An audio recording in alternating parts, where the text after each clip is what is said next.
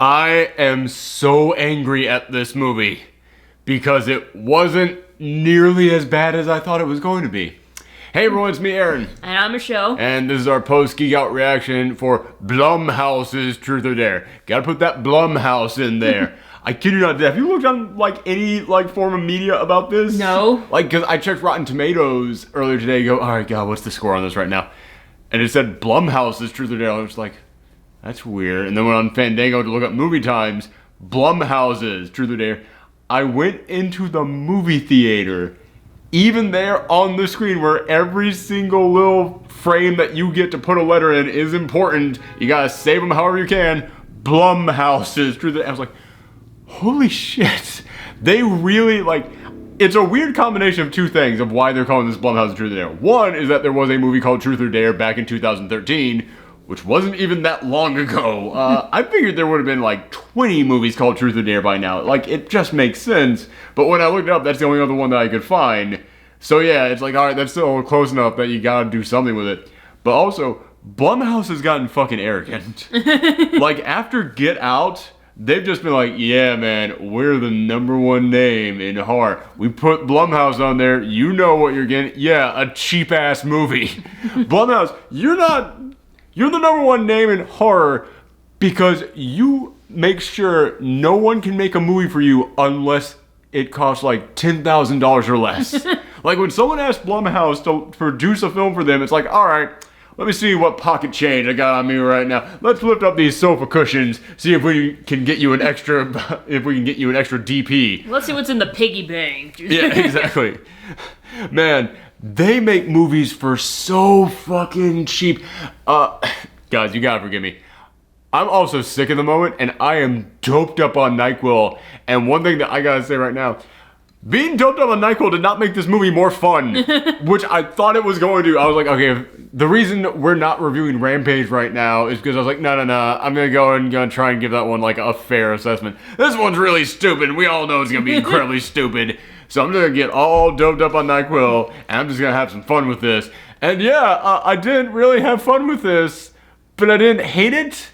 And that's what I was honestly wanting when I went into this movie. You never want to see a bad film. So there was that part of my brain that was like, hey man, maybe this is going to turn out to actually be surprisingly good despite how stupid the premise looks. And that ain't happening. But then in my mind I was like, yeah, but maybe it's going to be like Wish Upon last year, where it's so stupid, it's hilarious. Wish Upon is one of the best bad movies of the past 5 years. It is hilariously terrible. And it wasn't that. So I thought, well, maybe it'll be like Bye Bye Man, where it's not hilariously stupid, it's just awful stupid. And I'm at least going to get a good review out of it. I'll at least have a good rage and rant going on as I review it. It's not really that either.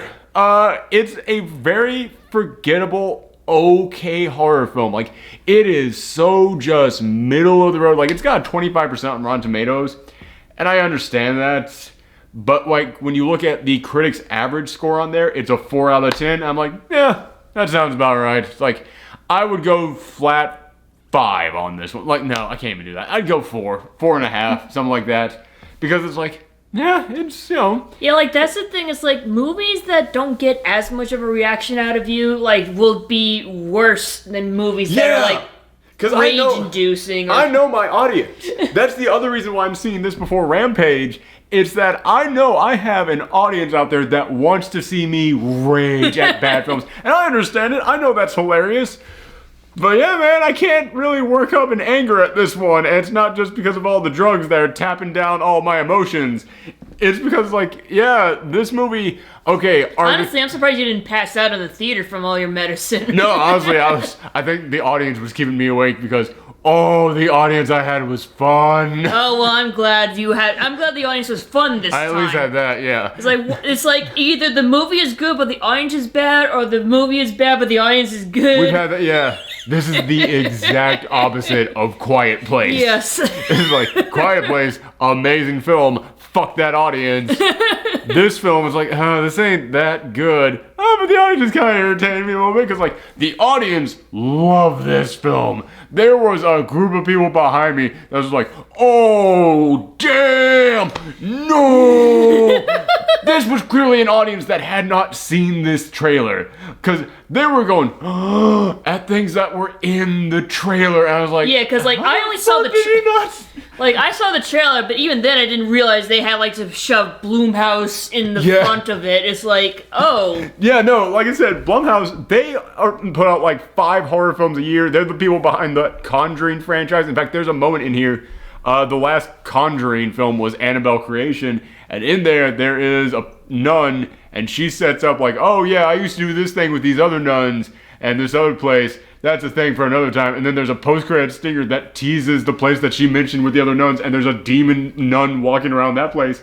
When they go to the place where they get cursed with the Truth or Dare game, it's like in this like Spanish nun house. Man, here's a running gag. Because this is the exact same thing that I talked about when I talked about Annabelle Creation. I don't know what the place where nuns live is called.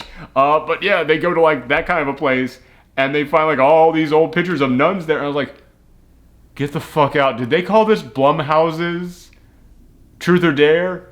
For the same reason why Marvel's had to put Marvel in front of Marvel's Avengers?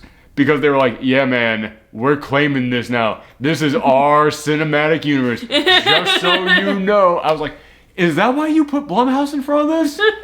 Is this tied to the Conjuring universe? Because I kind of want that to happen. I have been championing the idea of a shared cinematic horror universe, and the fucking Dark Universe fucked that up so bad that they had to immediately end it after 1 movie. Yeah.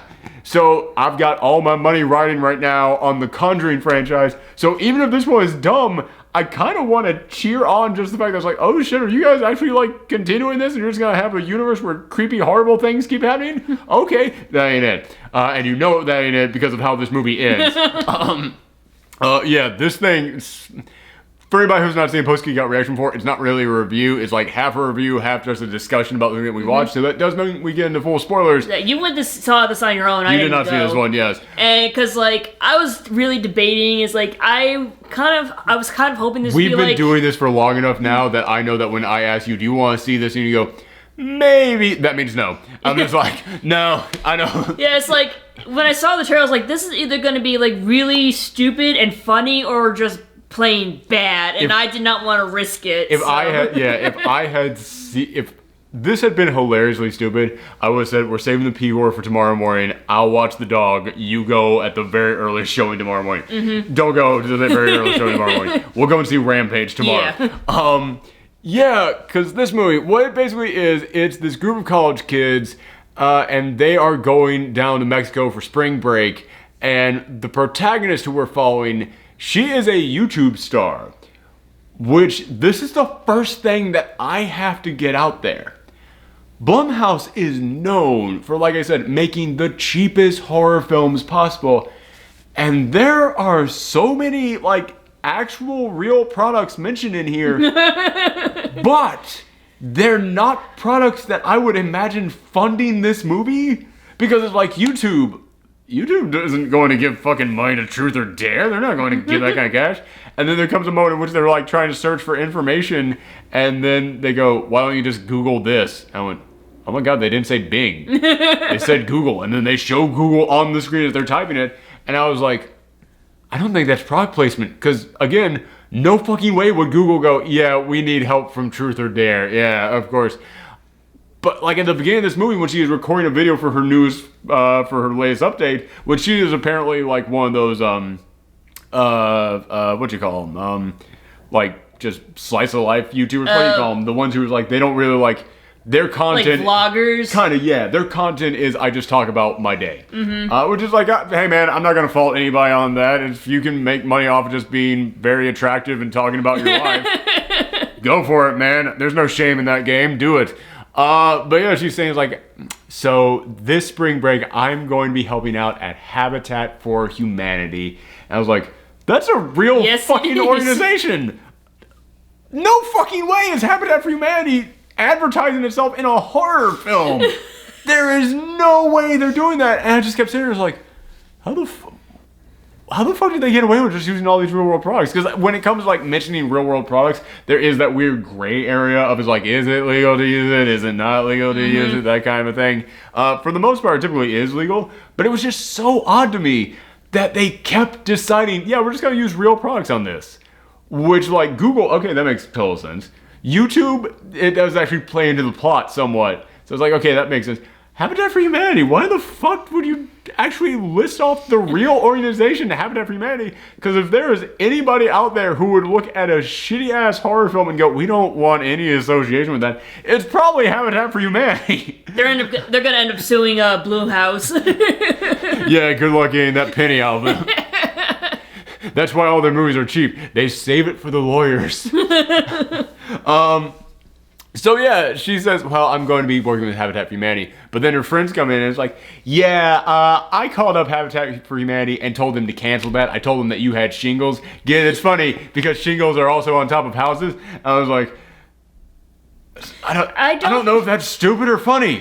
What? It's like, I don't think that's how Habitat for Humanity works. No, you can, it's like if I asked you to call out sick to work for me. It's like, yeah, it works, but it's just kind of like, it's actually a decent pun. Yeah, I'm just sitting there, but I'm like, but that's such a dick move for you to do.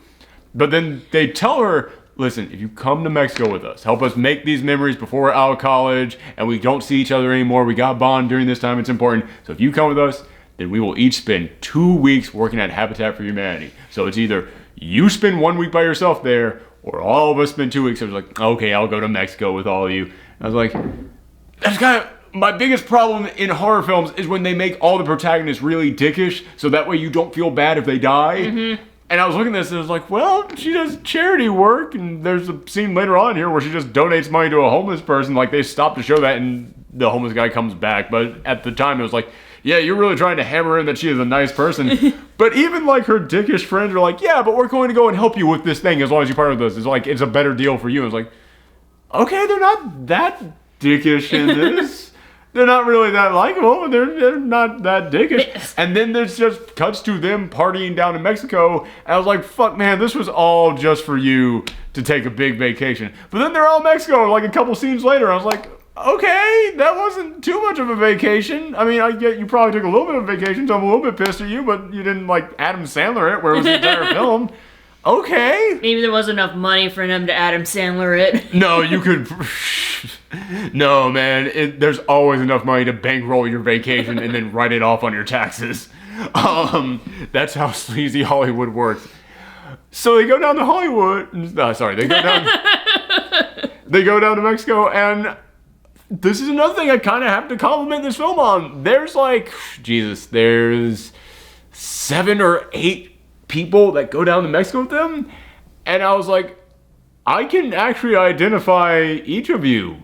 You each have your own personality and your own quirks, and I'm remembering things about each of you. Again, this is really standard movie shit.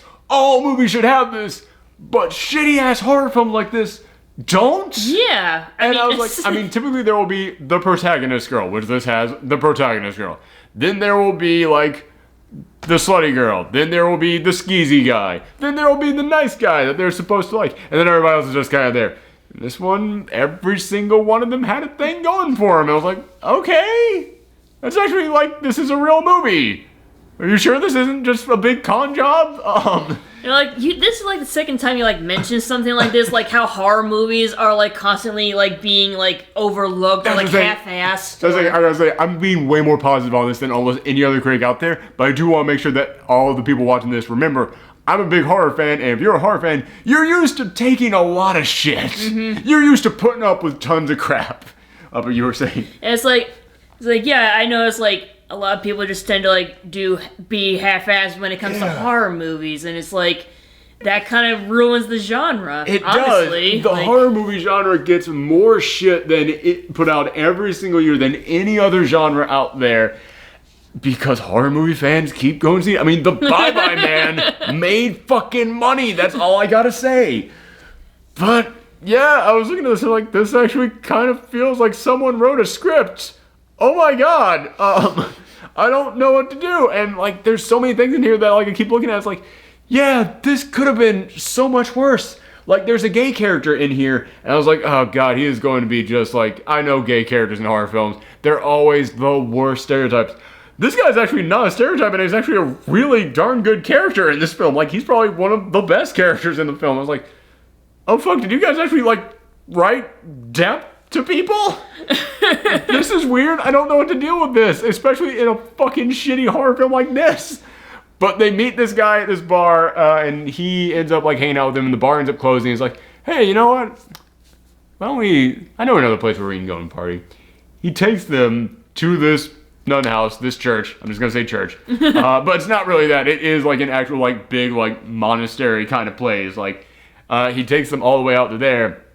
And yeah, it's this weird abandoned place. They find a broken pot and it smells terrible. And they're like, oh god, no. Like, no, let's just sit around. I was like, okay, we're just gonna drink a little bit. He goes, anybody want to play a game of Truth or Dare? Yeah, go on, it's gonna be fun. I know that's Mills. Excuse me. As I said, I'm a little bit under the weather. This movie almost made me just upset. Yeah. He says, okay, yeah, I know it's like middle school stuff, but you know, it's actually kind of fun. You get to see your friends' deepest, darkest secrets, get to kind of take control of them. They're like, okay, well, I kind of see the appeal of that. And it's like, oh shit, they're being way more honest than I am. All right. So they play a little Truth or Dare, and they play a long round. Like, they actually go around to every single one of them does Truth or Dare. And I was like, man, you're just buying time. This is lazy. This thing is an hour and 40 minutes. And you just wanted to pad this thing out by going around to every single person because we know what's going to happen. We know the end result of this. And then later on, the order that they went in this game actually comes back around into the storyline. I was like, oh fuck, it was actually mandatory that we watch them all go through this and all play around in this.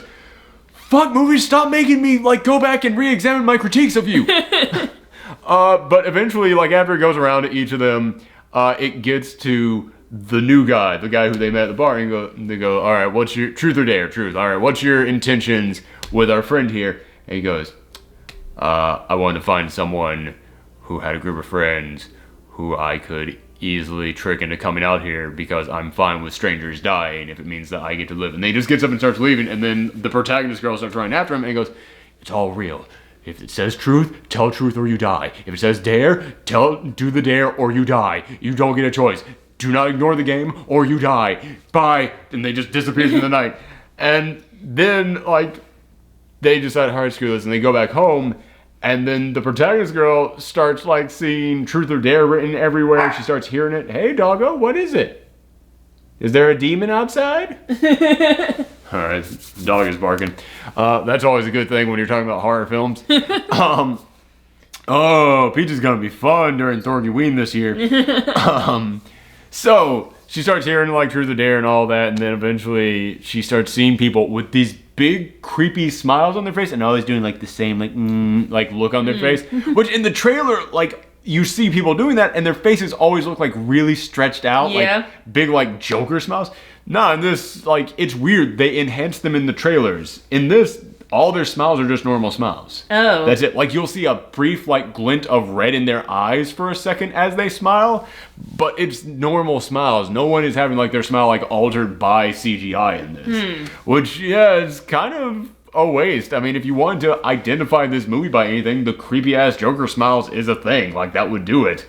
But she keeps getting asked, Truth or Dare, Truth or Dare, and then she finally goes, all right, fuck Truth. And they go, tell us something. I couldn't even figure out what they were saying because there were like 9 people talking in unison when they said, but she just goes, my friend is always cheating on her boyfriend. And then it turns out that he was in the room. And he sent him like, oh my god, I can't believe this. So then she goes, okay, I think something's going on.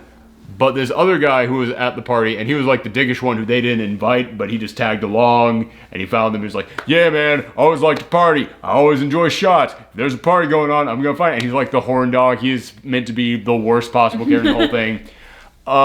It comes to him at a bar that night, and then all of a sudden, some girl gets possessed, gets the evil smile, and goes, stand up on the table and show everyone your business.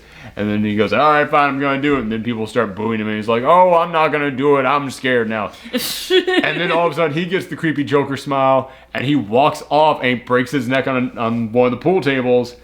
And then they pick up on this really freaking quick. That's another thing I gotta give this film. After they see him die, and after she has had this experience, they pick up on it really freaking quick that, oh, now I know what's happening. Truth or dare or die. Yeah, basically. It's like, okay. Like, yeah, they realize it pretty quick, and not all of them buy into it immediately, but most of them start buying into it. And then by the time that the second one of them ends up dying, who was the other dickish member of the party, except that he was actually kind of funny dickish. I actually got a laugh out of him at one point, the second guy who ends up dying, because he's like this med student who writes prescriptions out to freshmen, like for drugs, basically. He is meant to be a total skeezy guy, but he actually has one line in here that actually made me laugh.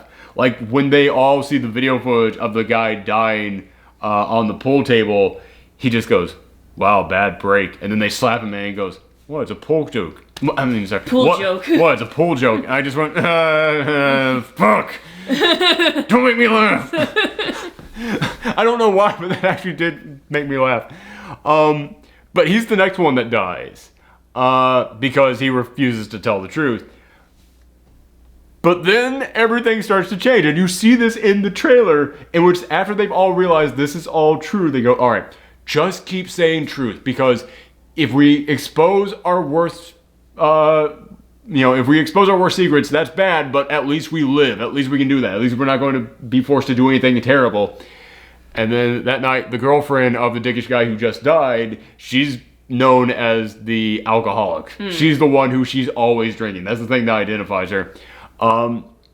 She has been drinking her sorrows away, so she's already puking in the tub, but she sees her own reflection in the mirror, and her own reflection challenges her, and she says, all right, truth, and she goes, that's not how it works, truth or dare. Truth, that's not how it works, truth or dare. And eventually she has to choose dare, and we see this in the trailer, and when we saw that in the trailer, I was just like, then what the fuck is the point of any of this? This is fucking stupid. Like, okay, it's truth or dare, except for when I decide it's not, I can just do whatever I want with this. Like, they should have, done something where it's, when they tell the truth, like it starts a chain reaction where their lives are actually, at stake or something. There actually is kind of an interesting thing with that. Like I said, fuck, stop making me compliment this film.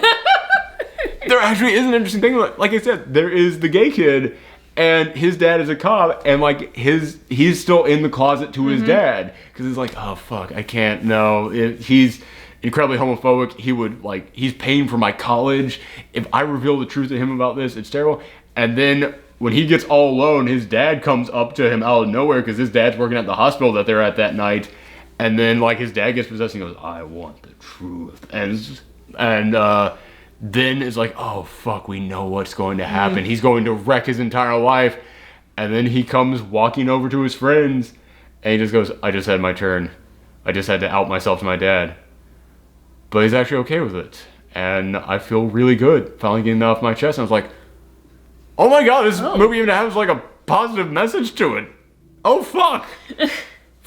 God damn it, movie, stop being better than I gave you credit for, than I expected. I wanted to rant about you so bad. But yeah, so we all saw in the trailer where it's like, okay, you no longer get to choose. Well then, what the fuck? Now it's just a ghost demon thing makes you do terrible shit or you die. The premise of Truth or Dare is now gone. But after this, they are able to track down somebody who had been playing the Truth or Dare game before this. And they actually kind of do it in a realistic way, because at the beginning of this film, we are following this previous player, and she got dared to light someone on fire, and they are looking around, and they just go, all right, truth or dare, Mexico, I got nothing else. And then a news story pops up about this girl who said dare, and who just said that she was doing the truth or dare game, and she was caught on camera setting someone on fire, and I was like, oh, okay, you actually probably could find that story if you just type that in. And I probably would be desperate enough to type that in. Okay, and then they go, well, fuck, how are we going to find her? She probably has a Facebook page. It's like, yeah, she probably would have a Facebook page. And they go to the Facebook page, and yeah, it's still it's low with people telling her, turn yourself in, turn yourself in. And you go, she probably is still checking this. I mean, I'd still be checking my Facebook page just to be in contact with my family and stuff. What if we just send her a message? And it's like, well, if we send her a message, then the cops will find us. Well, then create a new fake account and do it. It's like, fuck, that's actually kind of the smart thing to do on this. God damn it, movie, stop making me give you credit. But I was holding on to that, okay, it wouldn't let them say truth. Like, now it's only doing dare. All right. Either there's not going to be any explanation, and this movie is just going to be really stupid about that because they just decided, fuck it, throw the premise out, because we've seen tons of movies that do that all the time. I mean, again, the fucking Bye Bye Man. The Bye Bye Man got brand new rules to it whenever they wanted to make up rules. That movie was fucking sucked. And I was like, yeah, it's probably going to be like that, where they just forget to mention the rules, suddenly changing on this. They never bring it up again. Or there is going to be an explanation, and it's going to be really, really dumb. They track this girl down, and then she goes, all right, we were in Mexico, and we went by this church. It was abandoned. We started partying. My friend Scott, he got drunk, and he knocked over this vase, and we decided to play a game of truth or dare, and then all of a sudden the dare game just followed us home, and like it wouldn't leave us alone, and it keeps following us around. And then they ask her, our friend tried to say truth, but wouldn't let her, forced her to do dare. Why was that? And then goes, that was the version of the game we played, 2 truths and a dare, in which if 2 people say truth in a row, the next person has to do dare. We thought it would make more fun. I went, fuck, that actually does explain this. And it actually puts a new level of, like, a new dynamic to this game. So, like, the vase they knocked over, was there, like, an evil spirit in there? Yes. Okay, you've already figured that out.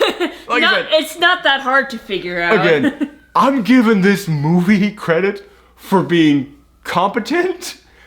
It's still not, like, smart. No, it's just, like, it's basic movie status quo. Yeah, it's like, okay, this is all just really basic stuff, man. It's like, yeah, but it's like, it's basic shit that so many other films like this would totally fuck up and just fall flat on its face. And I'm like, oh, fuck, okay, like this explanation. Like, I was like, man, either there's not going to be any explanation and I can talk about how dumb that is, or they're going to give an explanation and it's going to be really dumb.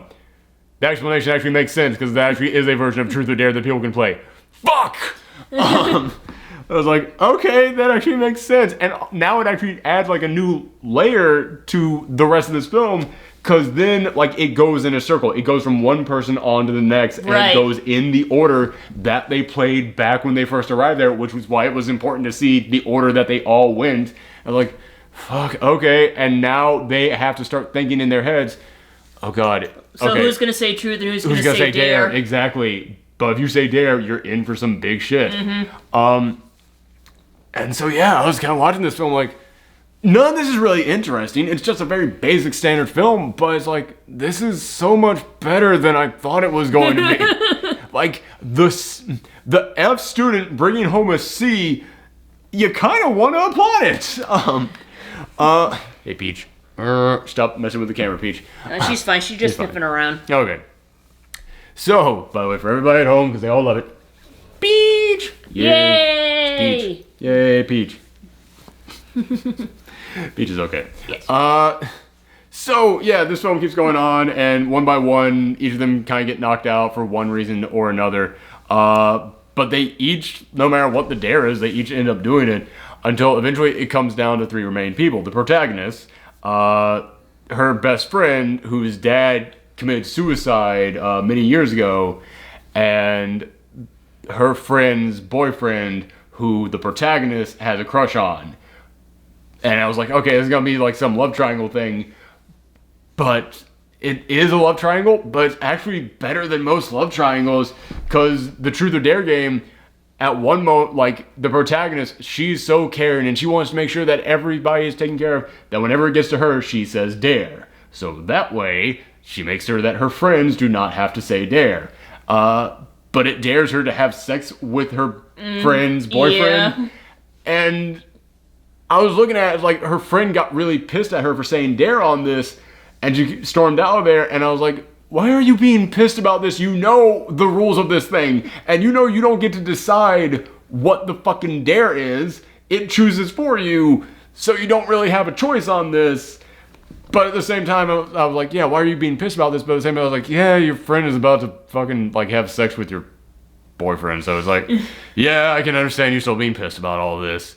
So they start having sex, and then it becomes his turn in the middle of sex, and he says truth, and the truth is, who do you really love more? Her or her? And then he goes, I care about you, but I'm in love with her. And it's like, oh, you are in love with the girl that you're with. And it's like, okay, that's kind of, alright, that's actually kind of good that, like, you didn't complicate this and you got it out of the way. You resolved this shit. So, and he's like the typical, like, good guy in these films. But again, it's different from most horror films because in this, you know, the protagonist has to end up with the good guy, and you know she has a thing for the good guy. But in this, it comes in and goes, no, the good guy loves her. We are establishing that at some point, so you do not have to think about this anymore. It's like, okay, it's kind of good that you got that out of the way. That's even better than most, like, not horror films, like just films. So yeah, God, I can't believe I'm complimenting this so much. I cannot believe I'm doing this. Oh, I've got such a weird taste in my mouth saying all these words. It's like, all these nice things. I'm like the Fonz trying to say I'm sorry. Other films wouldn't do this as well.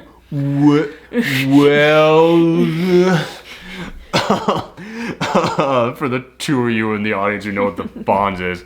I think most people know what the Fonz is. Yeah. They just don't know Happy Days and all the Fonz' gags. So that then leads into like the big climactic dramatic moment of all this, in which we know that her friend's dad killed himself. Mm-hmm. And the protagonist keeps saying, I have to keep saying dare, because also, if I say truth, I've been hiding something from her that would destroy her. It would ruin her life. And there comes a moment in which it gets revealed through truth or dare that her friend is still keeping the gun her dad used to kill himself. Oh. Yeah, and like the little like demon thing goes, why are you still keeping it? It's like, because I keep thinking about maybe using it. And then in our mind, the audience, we've been seeing like the rift forming between her and her friend throughout this entire film. We're like, she's going to become the villain and shoot the protagonist or something like that. You know, I was thinking like she's gonna like shoot herself. Well, okay, I thought that she was, because again, you didn't watch the film. No, but like from what you tell me, it's like. But they're setting up all throughout this like a rift that's forming between them. Mm-hmm. And it's like, oh, and they're like playing like the scary music over. It's like, she's going to, and this was right after she got real busy because she was going to have to sleep with her boyfriend, who she knew she had feelings for, and like, she's going to kill the protagonist. And then eventually it gets to the point in which she says dare, the protagonist says dare, and the dare is, tell her the deep dark secret you've been hiding. And I was like, yeah, you should have known that was coming. Like, you should have known, like, no matter what, it was going to make you do that at some point. So she has to tell her the secret. The secret is, one night she got into a fight with her parents, went over to her house. She wasn't there, but her dad let her in. Her dad had just been fired that day, and he was drinking, and then he started basically trying to rape her. Oh. And she fought him off, and after fighting him off, she said, you don't have anything worth living for. Why don't you just kill yourself? And then that night he killed himself. And then, yeah, she her friend freaks out, runs home. She goes to get her. When she gets there, she finds that, yeah, she's going to kill herself. And I was just like, and then she talks her down and is like, we're still friends. We're still in this together. We have a way to try and fix this. And I was like, fuck, you didn't do the thing where the friend turns into the villain. Instead, you made it like a very emotional moment between friends. I fucking hate that I'm thinking this is pretty darn good. Like, I hate that I'm looking at this like, you're not bad. You're doing things okay on this. Fuck. You're actually kind of achieving, like, again, that's not even something that just horror films would fall into the trap of. Any fucking film would fall into the trap of that shit, but instead they turn like the typical, like, oh yeah, the friends fighting each other now, okay. They turn into like an emotional moment between friends. I'm like, holy shit. Goddamn, this film is actually better at things than normal movies. Like, if this was not like categorized as like a horror movie, you think you would have given it more credit? Well, I didn't think this film was scary at all. So I don't even really think of it as a horror film. I'm looking at it as like dark fantasy at most. Like drama maybe? Yeah, dark like fantasy drama, kind of like supernatural drama. That's the thing. Despite the fact that I love horror films, not a lot of them actually scare me. I just kind of dig like the weird supernatural aspects of it. Yeah, that's kind of, but I was looking at this and like the weird supernatural aspect of this is kind of dumb. Like, I'm talking about positive shit in this film, but I wanted to be clear. This still isn't really a good movie. It's just kind of a whatever film. And a lot of the whatever, excuse me, comes from the fact that, yeah, you really don't care about this monster. And, like, the monster's gimmick is dumb, of, like, the weird smile coming over people. And, like, the whole truth or dare thing is really stupid. But there's at least an explanation. They do end up tracking down, like, they researched the church that they were at. And they found, like, oh, okay, there was, like, a fire or something. And, like, everybody was killed except for one survivor. And they have to track her down. And again, they're actually using, like, legitimate forms of research to be able to track her down. They find her, and she's this old woman, and she just communicates by writing. And they basically say, like, they lived in this little, like, whatever you call a place where nuns live. Yeah. But they lived there when they were all girls, and the priest used to play hide and seek with them. But if he found you, then he would take you, and he would do things to you. Ooh. Yeah. Yeah, it got kind of dark there. So one of them revealed that they had been studying witchcraft and they could possibly summon someone out that could possibly help them. Turns out it was a demon, and the demon possesses games. It doesn't possess people, it doesn't possess objects, it possesses games. So it possessed the hide and seek game, and it used that in order. They never explained this part though. They said it used that in order to kill the priest. But again, it's like, how the fuck do you kill a priest with hide and seek? I don't understand. But it said, like, after that happened, the demon didn't go away. It didn't want to stop playing the game. So it kept going and going until, like, almost all of them were dead. And they found a way to trap the demon. You had to basically cut off the person who summoned the demon had to cut off their own tongue after reciting a spell 7 times, put the tongue in a jar, seal the jar with wax. That was the jar that they found there, and it smelled really terrible because there was a decaying tongue inside. Mm-hmm. So they then have to track down that guy who brought them to that place the first time, because they find out through the girl earlier they met that he got drunk and he's the one who broke the vase. And was he the one who started Truth or Dare, or? And, well, no, he's the one who released the demon, so I don't know. I don't think it matters who started the Truth or Dare, but he's the one that released the demon by opening the jar. Alright, but, like, I was wondering, like, if they played another game, would the demon have possessed that game? Like, it's an interesting idea. That never really gets discussed. Again, demon possessing Monopoly or something like that. Like, it's like the human stuff in here, the stuff with the people, is actually pretty decent in this film, but all the supernatural stuff is just really fucking stupid. Like I said, I've been pretty positive on this so far because it has been surprising me with this level of confidence when it comes to actually writing human beings and their interactions with each other. But yeah, the supernatural stuff in here is really fucking stupid. It's because, again, it's like, okay, the demon possesses games. There's a lot of questions that go into that.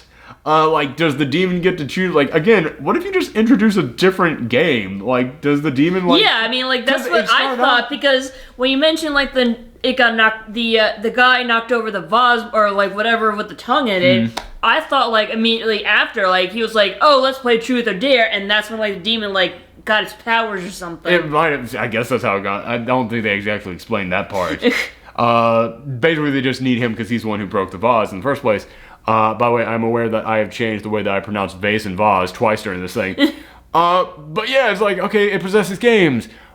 But, like, it started out possessing hide and seek. Why would it not just continue hide and seek? And also, like, did it just possess this game because they were playing it? How do you change it to a different game? Like, yeah. Wouldn't the demon want to do a different game? Like, what kind of games can it possess? Can it possess board games, video games? Or does it, like, Jumanji? Is it the demon of Jumanji? Ooh. Yeah. There's the cinematic universe. Thank God this wasn't a Sony production. So yeah, it was just kind of like, alright, this doesn't really make that much sense. And also, like I said, the demon itself is just like, that's it. That's all there is to it. Just like a smiley face, or... Yeah, just like, like it's doing the Stanley Kubrick smile, where like, you tilt your head down while you smile, and you look up with your eyes, that's it. Yeah, that's what it's doing the whole time. It's like, alright, fine. Yeah, it's not interesting at all.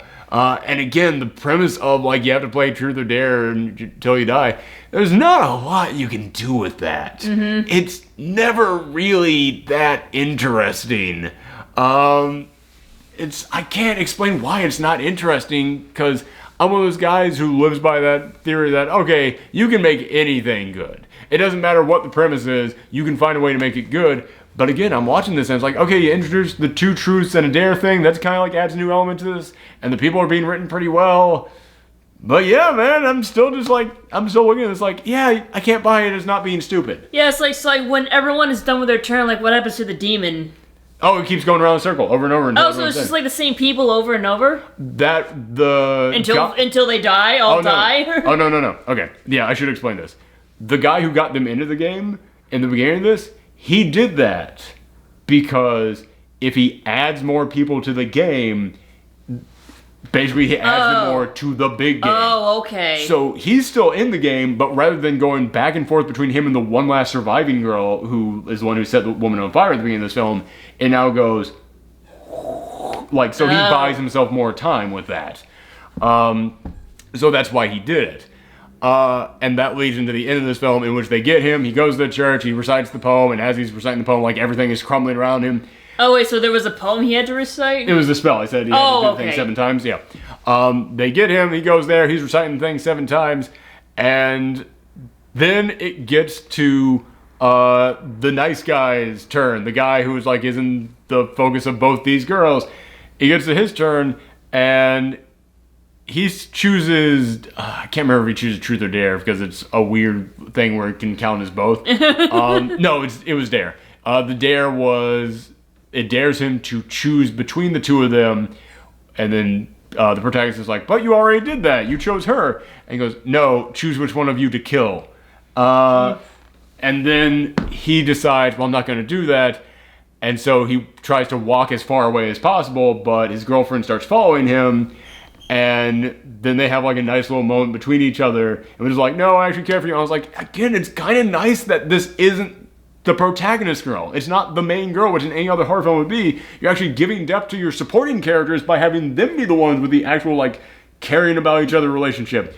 Aside from the fact that at the beginning of this film, they established that she has been cheating on him with multiple other people, and that never really comes up. Like, he just almost immediately forgives her for that off camera, and it's never mentioned again. So again, that's just Wait, so like, the guy who recited the poem, he did not cut off his tongue or anything? He has to do that at the end of it. Oh, okay. And he's reciting it as they're doing this. Excuse me, our dog is playing with a squeaky toy, and it's really bothering me. Okay, everything is good now. So, yes, basically, he has to recite the thing 7 times. Then he has to cut off his own tongue, put it in the jar, and then seal it up with wax. And he's being forced to do all this at gunpoint, but towards the end, he kind of like has like his heroic moment of like, fuck it, I'm gonna do it! And like he starts cutting off his own tongue. But this is like, the movie actually does kind of get a little bit like interesting at the end, because you see that the nice guy will not choose which of them to kill. So he gets possessed and he's like, well, I'm going to go and kill myself. So he starts walking back towards them where they have the knife. And the girlfriend like tackles him and has like got him on the ground and is like, come on, you got to finish this now before he kills himself. And I was like, I'm actually kind of intrigued to see if he's going to kill himself now or if he'll be able to stop this before all this happens. Like, it was actually kind of tense, I gotta say. But then the boyfriend just decides, yeah, you know what, fuck it, I'm not gonna let you do that. And then just throws her off him as if he could do that at any time. Which is like, why on earth were you not like freeing yourself earlier? Goes up, stabs the guy, and then stabs himself. So the only guy who could steal the demon away is now gone. And this is when it gets into the thing that I will point out and go, no, this is really fucking stupid. Because throughout this entire thing, it had been a really kind of uninteresting supernatural horror film with some characters who were not brilliantly written, but I was like, oh, this is actually being written like fairly competently. I actually kind of like how you're writing these people. Okay, so like, okay, here on one aspect, here on the other. Yum, yum, yum. No, easy does it. Fine. So it's like, okay, it's like, all right, not going too bad. The way this movie ends, it is so stupid. This thing ends with, you now only have two characters left, the protagonist and her friend. And the friend is still holding the gun. And she goes, it's your turn next. Choose dare and refuse to do it. Trust me, I know how to stop this now. I know how to finally stop this. And she's like, all right, I trust you. Which is like, okay, it's a big emotional moment because you had chosen not to trust her earlier because she had been hiding this thing about your dad the whole time. It's like, okay, that's actually kind of an emotional thing. And then her dare was shoot your friend. And she goes, okay, I'm not going to do it. And then she gets possessed. And then she starts raising the gun towards her head. And then her friend puts her hand in front of the bullet and gets shot. And then she goes, aha, see? Dare completed. She did shoot me.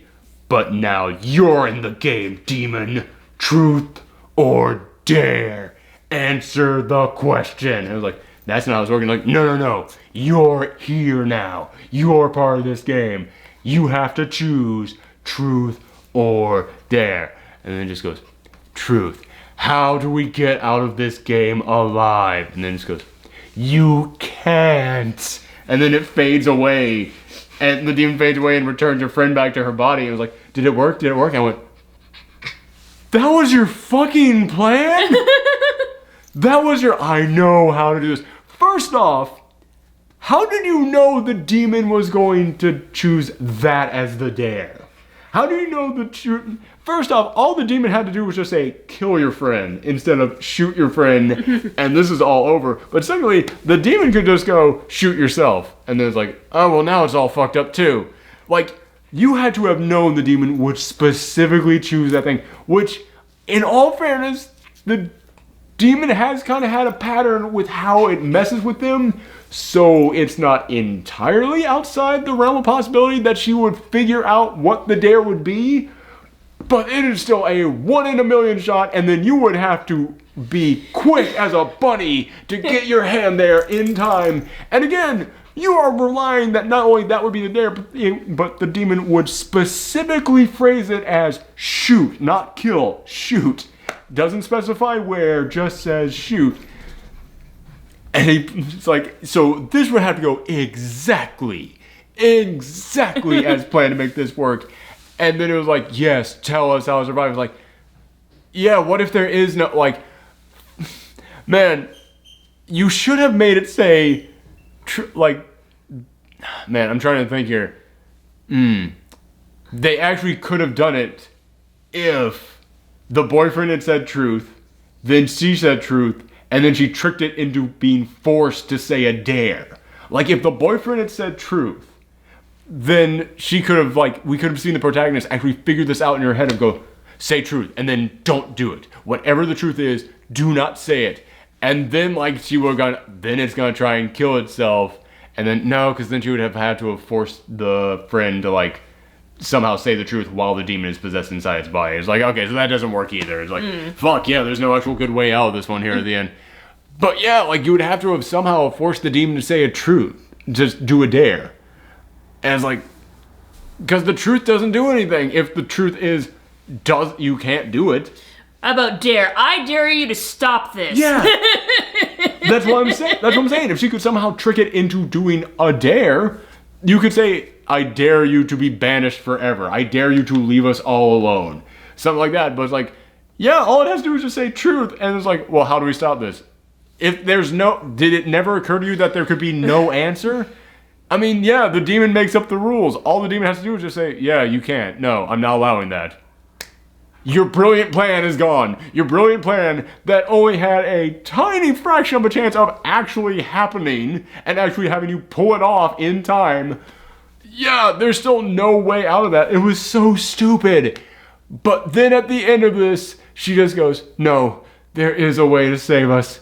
She takes out her phone and starts recording herself for her YouTube channel and explains everything that has happened to her and her friend. Explains the rules. Explains how you have to do this. And then she says, I'm sorry, but I have to ask you a question. Truth or dare? So, like, all her viewers are now stuck in... Wow. Yep. That's a dick move. Yep. Wow. But she basically basically she just added everybody who watched her video to the big ass circle. So eventually it will still come back around to them, but they bought themselves like months in between each time or something until it starts getting whittled down more and more and more and more. It's like unsubscribe, like don't watch this video, like don't listen. But again, this is exactly how like the Rings ended. That last Rings film ended exactly the same way. Hell, like 5 of the Japanese Rings film all ended the exact same way. Yeah, it was like, okay, there's nothing original to this. Secondly, the whole her being a YouTube star is only really seen at the beginning of this movie, and then it's mentioned once very briefly, like half an hour into the film, and then never ever again throughout the rest of this film. So for the critical plot point of how you get out of this, you have to remind the audience of that every now and again. It has to come back up at some point in time in this film, and it fucking doesn't. And it's like, wow, that was really fucking lazy. And also, yeah, you just doomed how many people to save yourself? Yeah, that is ridiculous. And I will say, it kind of ties back into the beginning of this film. I will give this movie another piece of credit, because the truth that she had to answer when they played the first Truth or Dare game, back before this was a curse, and they were just doing it seemingly for fun, is someone said, okay, let's assume that aliens land down and they say that they will kill all of us, or they will spare all of us but kill everyone in Mexico. Kill millions of lives but save your friends, kill your friends but save millions of lives. And he goes, sorry guys, I would have to save the millions of lives. That's the truth? Yeah, that's the truth. And you could tell she was kind of lying about just to make herself seem like a better person. So at the end of this film, she dooms millions of people in order to save her friends. Because you see people all around the world watching this. You see someone in Tokyo watching this. You see people, in America watching this. You see one guy standing on a street in London watching this with Big Ben in the background, and it's the worst fucking green screen. It is a horrendous green screen. Like, because I was watching this, and it's like, okay, there's not really many sets that you're using in this. It's all just basically city streets and stuff. It's like, okay, that didn't cost you much. But then at the end they go, yeah, this is a Blumhouse film and we ran out of budget right here at this exact moment. We didn't even have money for the weird Joker smiles that you saw in the trailers. So yeah, it was a hilarious green screen. But yeah, she dooms all of her fucking followers who watched that video to having to go through this. And I was like, okay, I'll fucking give you credit that it ties back into the beginning of the film. I'll give you that. But still, it makes me just look at you like, wow, go fuck yourself. And also, are we sure it works that way? Because they established that the rule of this game, the way it has been going between them, is it goes in the order that they asked each other at the original party. Yeah, so like how does it choose the fucking order on this? Does it just ask everyone at once? Because, I mean, does it go by when you watch the video? Like, it goes from at what part in the, like, does it go by what number you were on the views? Like, if you were viewer number 1,203, are you the 102,003rd person, a 1,203rd person to be asked that? To be Truth or Dare? Also, what happens if you don't watch the whole video? Well, I assume you have to get to the end of Truth or Dare. But again, that does make it so that you can't even look at the viewer count when you watch this thing and figure out where you are in the chain. Because yeah, some people just start watching this like, I'll come back to that later, whatever. By the way, a video that dooms all of mankind to endless games of Truth or Dare or You Die. YouTube would probably still monetize that thing. They would probably still tell you, like, how many viewers does she have? Does she have as many as Logan Paul? We'll still monetize that, okay. Yeah, which that's another thing. I really kind of wish that they would explain what the hell she did on her channel, because I don't know, man, is that as big of a thing as this movie paints it to me? The whole just like vlogger, hey, this is a day in my life kind of thing. It's like, I know that used to be a big thing. Is it still kind of a big thing? I don't know. It's like a lot of YouTube has changed, so I don't know like what's. Man, I'm always shocked when I find out about like what YouTubers are really big. Like when Logan Paul got in all that trouble, I was like, who the fuck is this guy? Yeah. Oh, he just runs around and he just does pranks on people. Oh. These pranks look really fucking dumb and stupid. He has how many fucking subscribers? Like, it was one of those things in which was like, that's not me, like, being jealous of his subscribers. It was just me like, how in the fuck does he have that many? I do not understand it. And also, how the fuck does he have that many? And I had never ever heard of this guy. But yeah, that's the thing about YouTube. there's so many people out there with millions and millions of subscribers, and you have no idea how they got that, and you've never heard of them. And I was like, fuck, man, maybe all she does is just talk about her life every single day in front of the camera. And she could probably have millions of subscribers. I don't know. Because, yeah, you do like get this idea that she has a worldwide reach. But if she had that big of a reach, you figured that would have come up in the plot more often. Like, she gets questioned by a detective numerous times in here.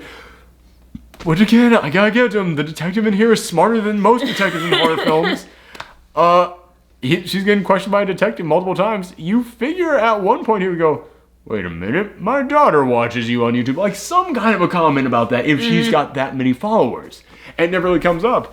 But yeah, the end of this film, oh man, her plan on how to fix this was incredibly dumb and had like a slight chance of being resolved. And then her way to get out of this, again, I give it the slightest credit because it does play back into something at the beginning of this film. But it does also go, I don't know how that fucking works. And also, did you have zero faith in this movie? Because there's no way to do a sequel to this now. You can't do a sequel to a film when you cause the apocalypse at the end of it. It can't fucking happen. And I was just like, what horror film does that? Like, this would be like if It Follows ended with, I don't know, the guy who's being followed by the demon going into a sperm bank and just like going, I'm going to donate 9,000 loads, okay? Like, that's kind of how it felt like. It's like, god damn, man, I don't... Then again, the It Follows demon, that wouldn't really change anything because the It Follows demon was fucking smarter than this thing. Like, the It Follows demon has fucking, like, man, it is shocking how much this resembles It Follows with the rules on this thing. It's like, okay, we get this young, naive girl, we trick her into going into a place, totally fuck her over. Now she's being followed by this demon, and it's going from one person onto the next. Okay, we understand. Yeah, it's really is kind of It Follows-y. But again, It Follows had only like 2 rules, and they were simple, and you fucking understood them, and that was it. This one, the rules you get to the demon, it's like, alright, well, I guess I understand it, but I don't care. And then at the end, the rules just kind of are like whatever with it.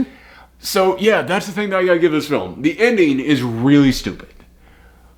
But before that, the characters are actually being written way better than most horror movie characters.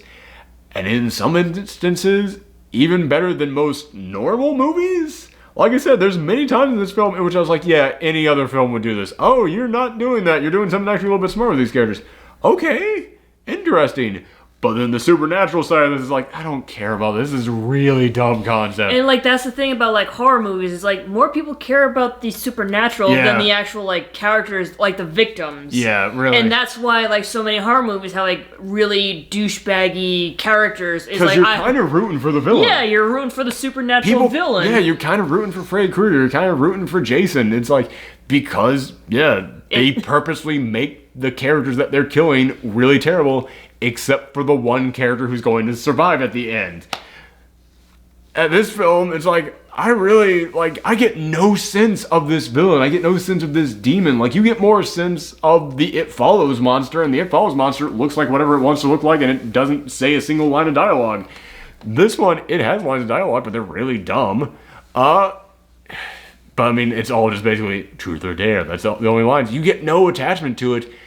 So you are kind of cheering on the characters a little bit, but they're, again, I'm applauding them, but they're like, you know, if a really flat character is here, they're, you know, they're here. They're doing just like all right. An inch above. They're all right. They're doing okay. I'm supporting them.